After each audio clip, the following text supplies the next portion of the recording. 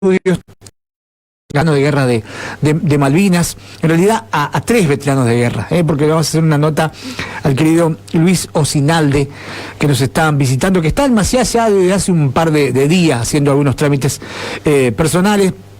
Pero casualmente ayer en un café que estábamos tomando con Jorge Marchesini y con Alberto Duré, nos contaba de esa nota que después trascendió en el tiempo y que fue tan especial para Luis, sobreviviente de El Ara, nuestro querido y recordado crucero General Belgrano, que fue hundido el 2 de mayo por el submarino británico Conqueror. Y a pocos días del hundimiento, Luis viene para la ciudad de Maciá, prácticamente su segunda casa, y la primera entrevista que brinda prácticamente del conflicto fue acá, con el señor Jorge Rubén Mendieta. Luis, bienvenido, ¿cómo estás? Bienvenido a tu casa, bienvenido a Maciá y bienvenido a Radio Integral también, que sé que te trae gratos recuerdos. ¿Cómo andás? ¿Qué tal? Buenos días a toda la audiencia de Radio Integral, y agradecido por tus palabras. Y sí, es cierto, estuve acá no recuerdo si eran 12, 14 días después del hundimiento, a pedido de mi madre y mi padre, que querían hacer una misa, y sí, al terminar esa misa hicimos una nota con el querido Negro Mendieta acá, y espero poder rescatar creo que esos cassettes lo tiene mamá allá en Capital, donde está viviendo ahora. Luisito, fue la primera entrevista, y creo que una de las primeras que se habla del conflicto, no hay más aún del hundimiento del Belgrano. Creo que sí, por lo menos la mía, porque al llegar, por supuesto que de todos los que pudimos salvarnos, alguno por ahí habrá hecho alguna entrevista, pero sí, Maciá tiene la exclusividad, por lo menos mía. Luisito, contame, porque perteneces a una familia, estuvimos dialogando también, estuviste visitando la biblioteca Mario Domingo Carruego, dejaste parte de tu indumentaria, de tu uniforme también en el vestuario municipal, a la querida Carmencita Giglioni de Franzot. Por ahí, para la gente que no te conoce, para los chicos, ¿qué significa Maciá para vos? Parte de tu familia, de tu mamá, y de esa ciudad que vos siempre visitabas en tu infancia. Bueno, yo siempre digo de que por eventos del destino nací en Capital Federal, en Buenos Aires, pero toda mi infancia, adolescencia, o preadolescencia, adolescencia, la pasaba, mis recuerdos son venir acá en los meses de junio y diciembre, enero, cuando mamá tenía sus vacaciones de docente, y recuerdo Maciá como si fuera hoy, desde todas las calles de tierra y de ripio, el tren todavía funcionaba, y prácticamente todos los recuerdos de mi infancia y demás son acá, con amigos de la adolescencia. Así que representa algo muy particular para mí, y por supuesto cada vez que yo puedo hacerme una escapada desde Ushuaia, donde estoy ahora, más liberado de tiempo por mi estado de situación de retiro de la Armada, donde puedo me hago una escapada a ver la mamá que está en Capital, y si puedo la traigo y me vengo para Maciá. Luisito, capitán de navío, ¿no? ¿Capitán de navío? Me retiré, sí, de capitán de navío. ¿Qué significó la Armada para vos, aparte de lo que ocurrió en el crucero Belgrano, ¿no? Esa experiencia. Cuando uno mira para atrás, ya con determinada edad, se da cuenta de que todo lo que hizo, lo que aprendió. Anoche estaba haciendo una evaluación para pasarle a la que está en la biblioteca, ¿sí? A Susana, que me pidió que hiciera, y haciendo un raconto, los cursos que me ha posibilitado la Armada hacer, y me acordaba de uno que ya lo tenía perdido en la memoria, que era de un curso que hice en Suecia, de prevención de la contaminación por derrame de petróleo y líquidos cloacales, y yo decía, le digo, ¿hasta dónde llegué? Por supuesto gracias a la Armada. Después de haber hecho un curso pedido voluntariamente de salvamento y buceo, hacer reflotamientos de buques, búsquedas de buques hundidos, Es decir, que me ha dado prácticamente lo que soy, o sea, he trabajado en los diques, si bien mi orientación es en máquinas, en motores, también me permitió acceder soy perito naval en motores, en máquinas navales, y perito en salvamento y buceo. Gracias a toda esa experiencia puedo validar ante prefectura el título, o sea que me ha dado todo. Y he estado en múltiples destinos donde desarrollé todo tipo de actividades. Luis, sos profesor universitario también, ¿no? Estás sí, al mando de una cátedra. Desde el 2014 doy clases en la Universidad Tecnológica Nacional en la carrera de Ingeniería Pesquera. Luis, hablame del 2 de mayo. Bueno, rápido. Empecemos voy a hacer el 1 de mayo, estuvimos cubriendo puestos de combate esa noche porque íbamos a atacar a la flota, a la posición de la flota británica. El famoso operativo Pinza con el 25 de mayo. El 25 de mayo, a eso de las 2 de la mañana se suspende ese intento de ataque y se ordena invertir el rumbo, es decir, volver hacia el oeste, a la zona donde estábamos, al sur de la isla de los Estados. Y bueno, volvíamos a nuestros puestos normales cuando no era combate, cubríamos lo que se llama crucero de guerra, todos los puestos cubiertos que tenía el buque, y a las 16 exactamente se siente un golpe como si hubiésemos encallado, que fue el primer torpedo a las 16:01, y yo creo que fue entre 20 y 30 segundos después el segundo impacto de torpedo. Bueno, de ahí yo tenía que cubrir mi puesto era de control de averías, como yo siempre digo, bombero y reparador de las averías, y que son los únicos que quedan a bordo en caso de ataque, porque cuando hay ataque, recibe un impacto, se ordena cubrir lo que se llama zafarrancho de abandono, es decir, todos concurren a los puestos de abandono y queda trabajando esta gente, todo lo que es la gente de control de averías, para tratar de reparar o apagar incendios si las había. Bueno, concurro yo a mi estación, ya prácticamente no había nadie, porque el abandono se había ordenado a viva voz, porque no había energía, no había comunicación, entonces se iba pasando la voz. Por supuesto, yo cuando llego no había nadie, dije, bueno, evidentemente había que abandonar. Vuelvo a lo que era mi alojamiento para buscar algo de ropa, porque sabíamos que hacía frío, y ya prácticamente con el agua en la cubierta del buque no quedaba nadie, lo que yo suponía que no había quedado nadie. O sea, me tiro una balsa, porque la balsa donde yo estaba asignado se había ido, y bueno, en esa balsa se dirige hacia la proa por el viento que había, que empujaba las balsas contra el casco y los separaba. Pero mi balsa, que subía y bajaba por las olas, se rompe por las chapas que quedaban, o sea, las chapas quedan después de caerse la proa, que se rompe por efecto del torpedo, quedan como cuando uno abre una lata, claro, de conserva. Sí, con el filo. Sí, exacto, con el filo se rompe, y ahí tengo que ir al agua para pasar a otra balsa.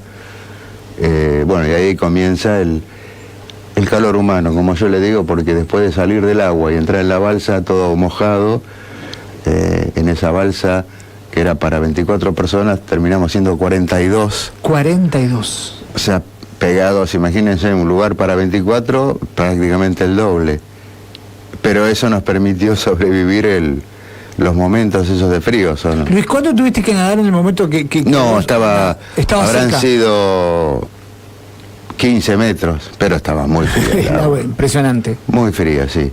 Es más, yo no recordaba lo que es la mente, no recordaba cómo había llegado a la balsa. Yo sabía que había aparecido en otra balsa, y hace 4 años un ex teniente de fragata, ingeniero ya fallecido, le manda un audio a un cuñado mío que vive en Estados Unidos porque me conocía y relataba que había aparecido nadando el guardiamarina Osinalde y que yo no recordaba que había, y después eso me disparó de que le digo, sí, yo llegué nadando.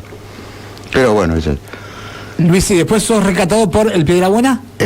Por el destructor Piedrabuena, exacto, que había, una vez que se había alejado de la zona por evitar un ataque, un nuevo ataque del submarino, empieza a hacer la búsqueda de las balsas que se suponía, como el Belgrano había desaparecido de radares y demás, y empieza la búsqueda. Vos me decías que a través de un avión, ¿no? A través de un avión que estuvo a nada, hay una anécdota, a nada de dejar la búsqueda. Exacto. Porque ya se había agotado el combustible, tenían para ir y volver, nada más. Antes de encontrar las balsas, o sea, haciendo la búsqueda, el avión había llegado a un nivel de combustible que solamente le permitía regresar a su base, que era la base aeronaval de Río Grande. Y el comandante de la aeronave se da vuelta y le pregunta a su tripulación, que es normalmente el copiloto, un jefe de navegación, un operador radar, 3, 4 personas más, le pregunta, ¿qué harían ustedes si estuvieran en las balsas? Esperarían que siguiera buscando, y todos estuvieron de acuerdo y siguió buscando, a pesar de que, bueno, pues, si seguían, no volvían a la base.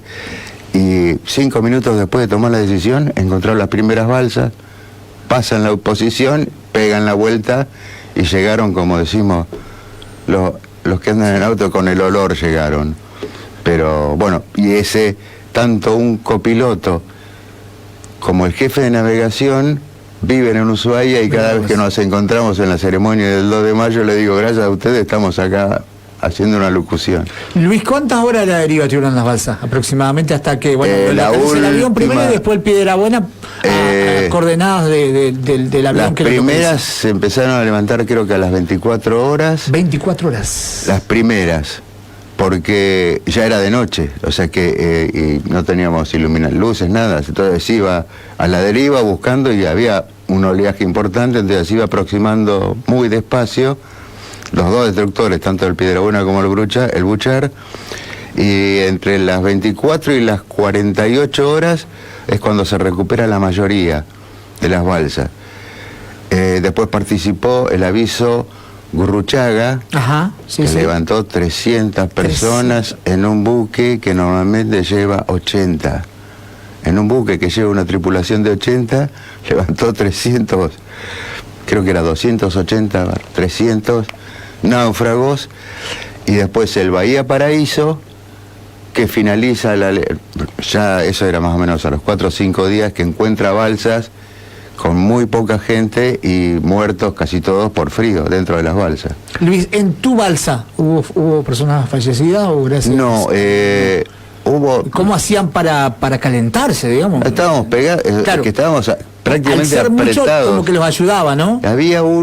Yo recuerdo que había un cabo principal maquinista que estaba casi con el 90% del cuerpo quemado, porque hubo focos de incendio importantes, y recuerdo que estaba sentado, pero no se quejó en esas 36 horas, sobrevivió en la balsa y muere cuando llega al Hospital Naval de Puerto Belgrano después de soportar las 36 horas en la balsa, el día y medio que nos tocó, que hubo que hacer para llegar a Ushuaia, embarcarlo en el avión, llevarlo a Puerto Belgrano, y en el Hospital Naval de Puerto Belgrano fallece el hombre ya por las quemaduras y supongo que por infección y demás. Luis, te hago una pregunta que siempre te la quise hacer, y creo yo que es lo que todos hablan, ¿fuera o dentro del área de exclusión? ¿Cómo fue? Te pregunto como veterano de guerra. No, lo digo porque está registrado. El impacto es fuera de la zona de exclusión, pero nosotros habíamos hecho, o sea, se había hecho un pequeño ingreso para llegar a la posición supuesta de la flota, pero fue fuera de la zona de exclusión. Pero el barco estaba con órdenes de combate. Por supuesto, sí. Claro. Ahora, sí. Si ustedes estaban volviendo de una orden que supuestamente era una operación. Claro, bueno, algunos dicen no, que estaba fuera. El 25 de mayo. Le digo, pero en un enfrentamiento bélico, todo entre buques de guerra o entre navíos de guerra, o sea, no es que atacaron a uno que pasaba, es como decimos nosotros, es un blanco de oportunidad. Claro. Nosotros hubiésemos hecho exactamente lo mismo, aunque los buques de ingleses hubiesen estado fuera de la zona de exclusión. Lo hubiésemos hecho lo mismo. Y aparte estoy convencido de eso. Y entre buques de guerra, o sea que, si hay un conflicto bélico, es un conflicto bélico, todo blanco o todo enemigo es hostil, o sea, se ataca. Eso lo dijo en su momento cuando se hablaba del famoso crimen de guerra, el comandante del crucero Belgrano, el capitán Bonzo, que fue un acto de guerra. Por eso somos veteranos de guerra, no somos víctimas. Somos veteranos de guerra. No soy víctima de un crimen de guerra. Si es un crimen, hay víctimas y victimarios. Pero nosotros sí íbamos a atacar a la flota. Luis, no tengo mucho tiempo, después tenemos que a las 9, obviamente, ceder a Nicole.